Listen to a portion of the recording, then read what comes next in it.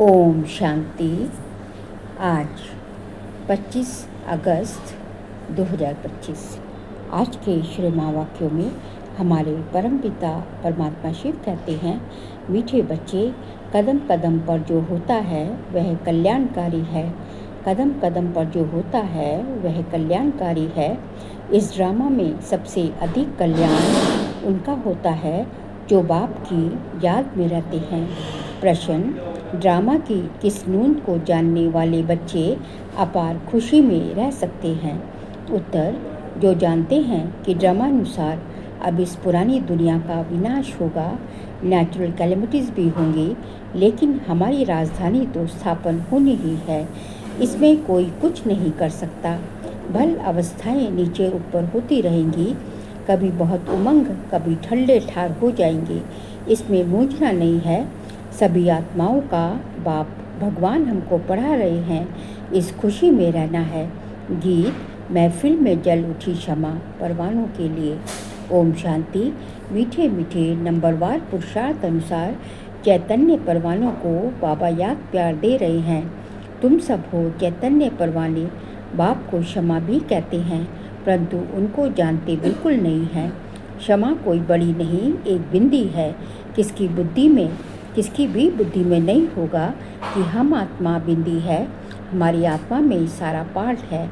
आत्मा और परमात्मा का नॉलेज और किसकी बुद्धि में नहीं है। तुम बच्चों को ही बाप ने आकर समझाया है, आत्मा का रियलाइजेशन दिया है।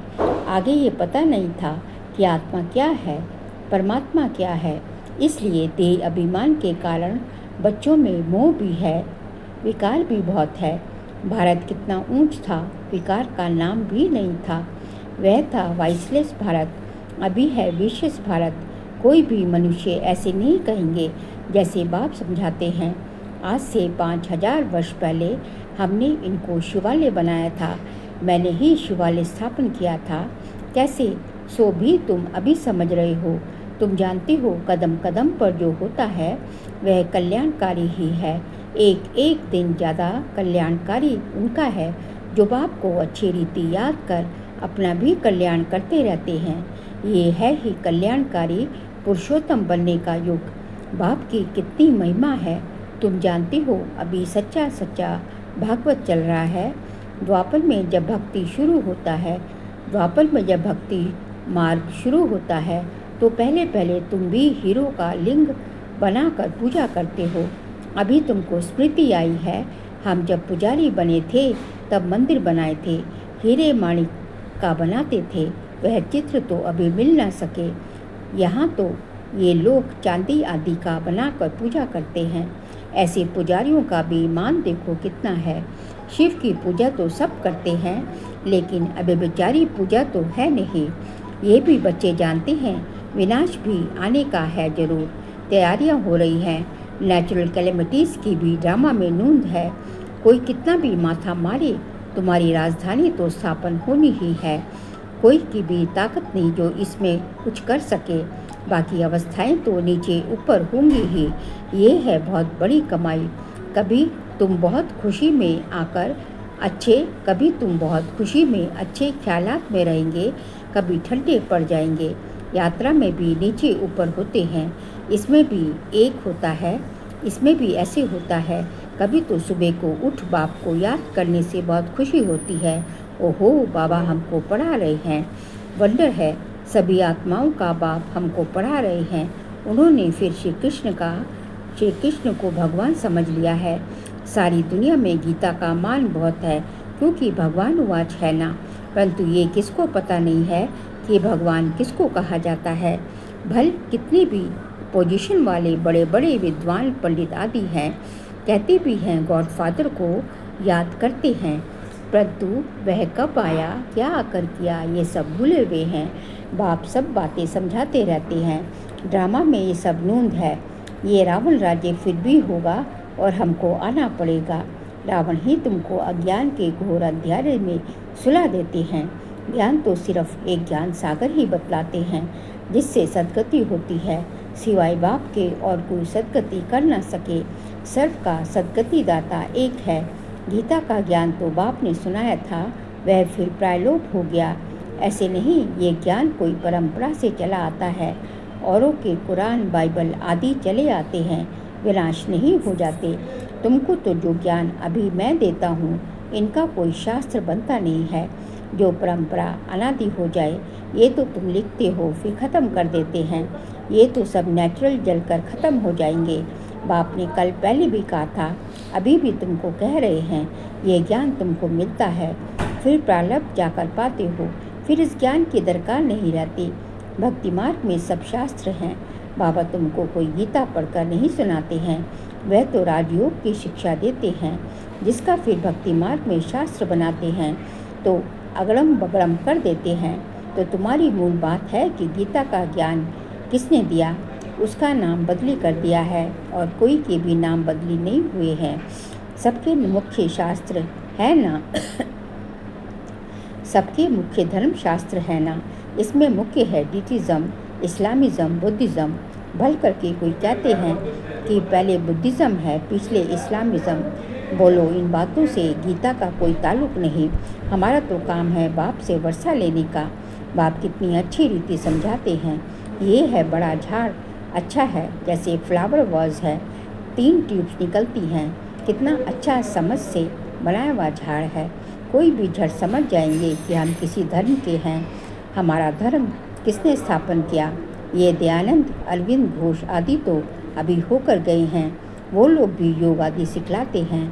है सब भक्ति, ज्ञान का तो नामो निशान नहीं। कितने बड़े बड़े टाइटल मिलते हैं। ये भी सब ड्रामा में नोंद है। फिर भी होगा 5000 वर्ष बाद।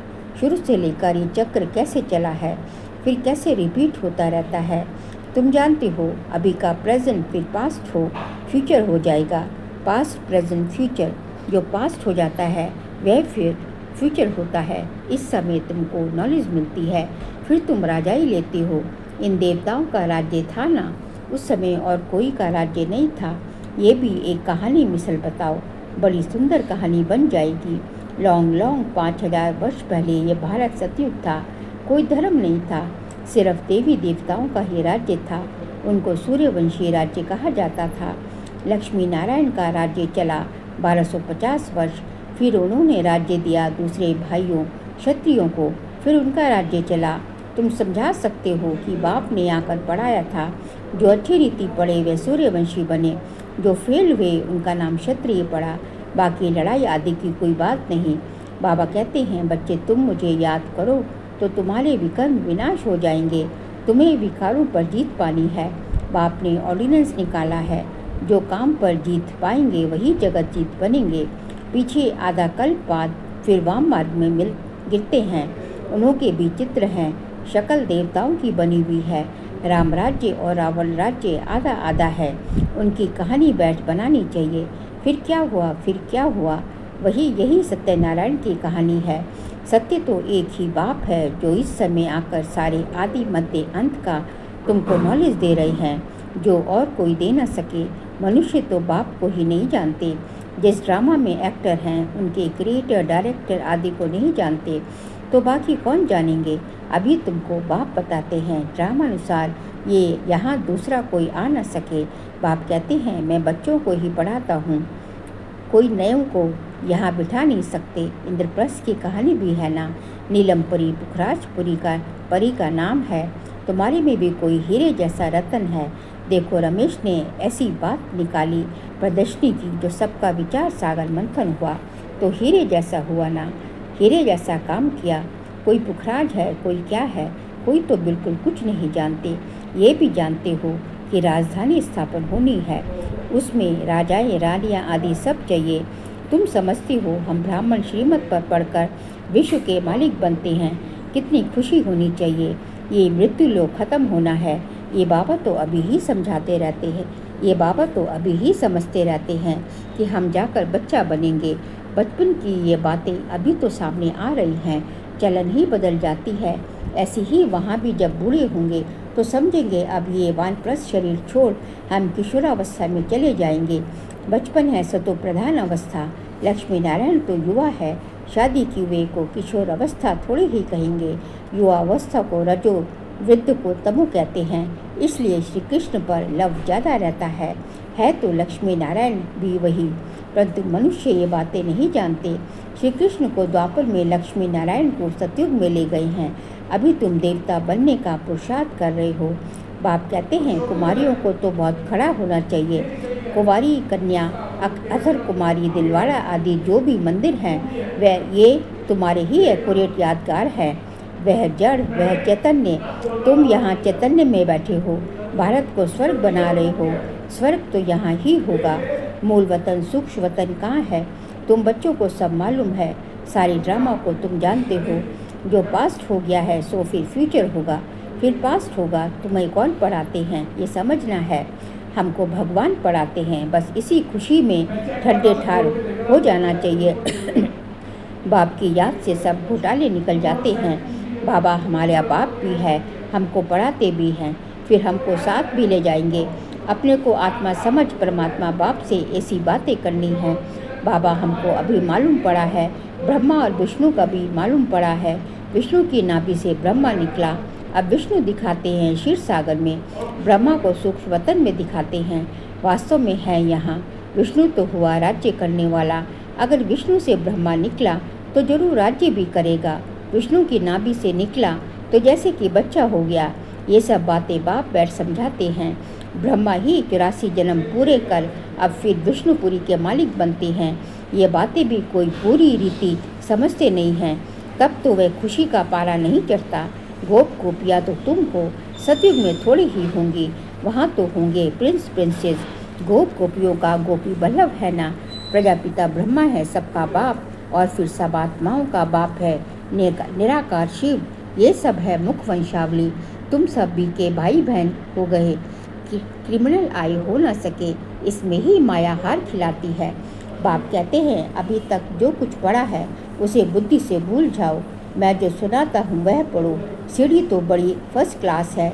सारा मदार है एक बात पर, गीता का भगवान कौन? श्री कृष्ण को भगवान कह नहीं सकते। वह तो सर्वगुण संपन्न देवता है। उसका नाम गीता में दे दिया है। सांवरा भी उनको बनाया है, और फिर लक्ष्मी नारायण को भी सांवरा कर देते हैं। कोई हिसाब किताब ही नहीं। रामचंद्र को भी काला कर देते हैं। बाप कहते हैं काम चिता पर बैठने से सांवरा हुआ है। नाम करके एक कार लिया जाता है। तुम सब ब्राह्मण हो, अभी तुम ज्ञान चिता पर बैठते हो। शूद्र काम चिता पर बैठे हैं। बाप कहते हैं विचार सागर मंथन कर युक्तियाँ निकालो कि कैसे जगाएं। जागेंगे भी ड्रामा अनुसार। ड्रामा बड़ा धीरे धीरे चलता है। अच्छा, मीठे मीठे सिखिल दे बच्चों प्रति माता पिता बाप दादा का याद प्यार और गुड मॉर्निंग। रूहानी बाप की रूहानी बच्चों को नमस्ते। हम सब रूहानी बच्चों की रूहानी बाप दादा को नमस्ते नमस्ते, गुड मॉर्निंग। शुक्रिया बाबा, शुक्रिया। सार के लिए पॉइंट्स है। सदा इसी स्मृति में रहना है कि हम गोपी बल्लभ के गोप गोपियाँ हैं। इसी स्मृति से सदा खुशी का पारा चढ़ा रहे। सेकंड पॉइंट, अभी तक जो कुछ पढ़ा है उसे बुद्धि से भूल। बाप जो सुनाते हैं वही पढ़ना है।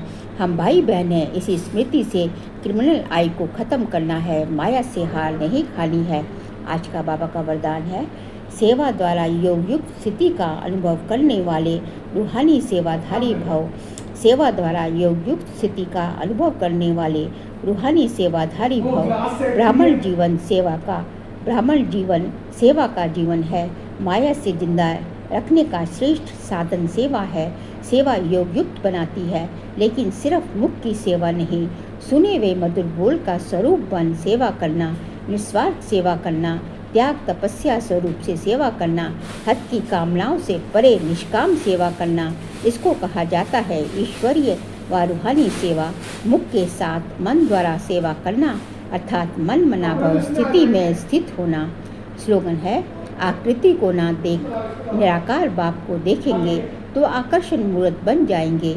आकृति को ना देखकर निराकार बाप को देखेंगे तो आकर्षण मूर्त बन जाएंगे। फिर अगस्त मास का अव्यक्त का सब्जेक्ट है, सहज योगी बनना है तो परमात्मा प्यार के अनुभवी बनो। आज का पॉइंट है, बाप दादा का बच्चों से इतना प्यार है जो समझते हैं हर एक बच्चा मेरे से भी आगे हो। दुनिया में भी जिससे ज़्यादा प्यार होता है उसे अपने से भी आगे बढ़ाते हैं। यही प्यार की निशानी है। तो बाप दादा भी कहते हैं मेरे बच्चों में अब कोई भी कमी नहीं रहे, सब संपूर्ण, संपन्न और समान बन जाएं। यही परमात्म प्यार सहज योगी बना देता है। अच्छा, ओम शांति।